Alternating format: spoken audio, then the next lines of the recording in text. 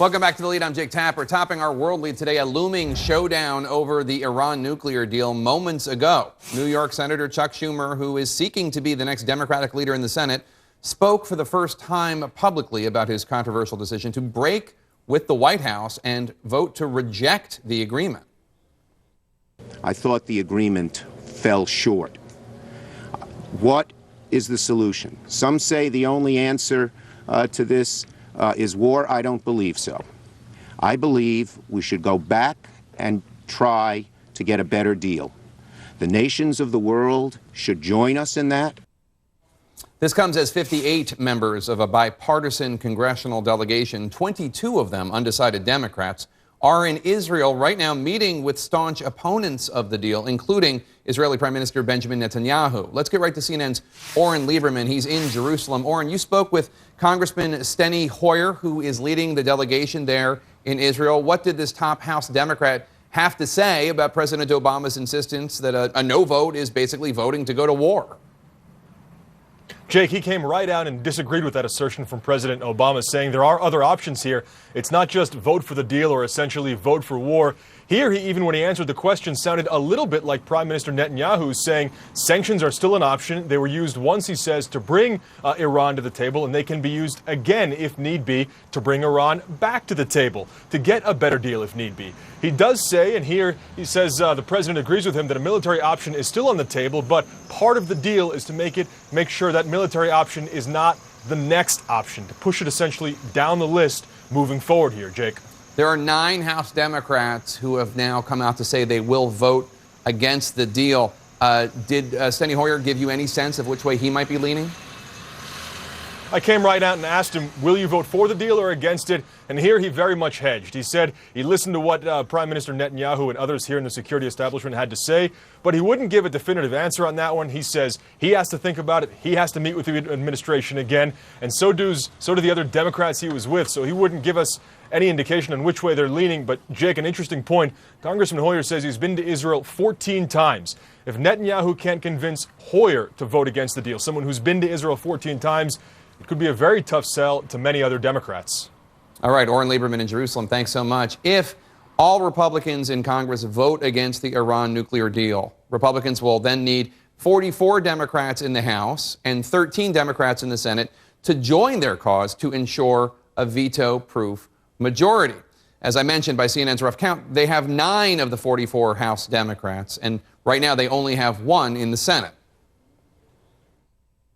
Let's talk about the mounting Democratic skepticism over the Iran nuclear deal with Democratic Congressman Brad Sherman from California. He serves on the House Foreign Affairs Committee, and over the weekend he announced his opposition to the proposed pact. Congressman, thanks so much for being here. You met personally with President Obama and Secretary of State John Kerry in the last several weeks. They failed to gain your support. Was it a close call at all?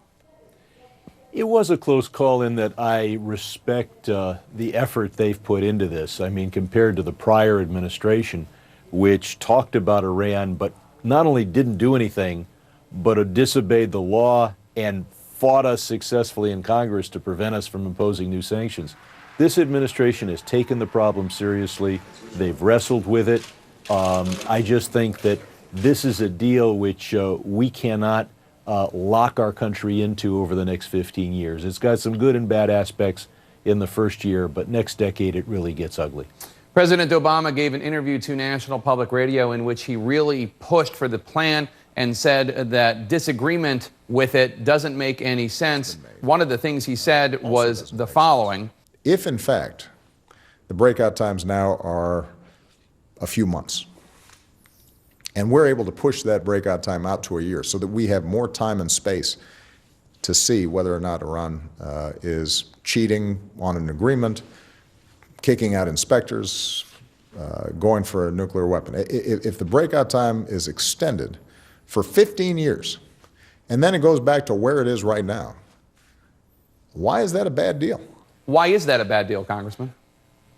Well, short term, that is the advantage. Short term, we have the disadvantage that Iran gets its hands on at least $56 billion. Some would say closer to 100. And they will use that money to support Assad, who has killed so many tens and hundreds of thousands of people. But the bigger problem is long term, not so much breakout time, but sneak out time. They will be able next decade to have an unlimited number of centrifuges, to have heavy water reactors, to have reprocessing plants. And a country that has any one of those three things is going to be able to sneak out in a way that Iran could not do at this time. As you know, President Obama has been saying that the choice is basically between this nuclear deal or war. He told National Public Radio the following. If we don't want to see a nuclear arms race, if we're seeing Iran getting closer and closer to breakout capacity, and we have, before the entire world, rejected what every serious nuclear expert who looks at this says is a serious deal to constrain their nuclear program, then in fact, that leaves one option, and that is some form of military strike. So President Obama is basically saying that you are going to be voting to go to war. What's your response? I think that's just wrong, and we're looking at 60% of each house of the Congress thinking that Congress should not vote to approve this deal. Congressman Brad Sherman, thank you so much. Good to be with you. I'm the leading state sponsor of terrorism.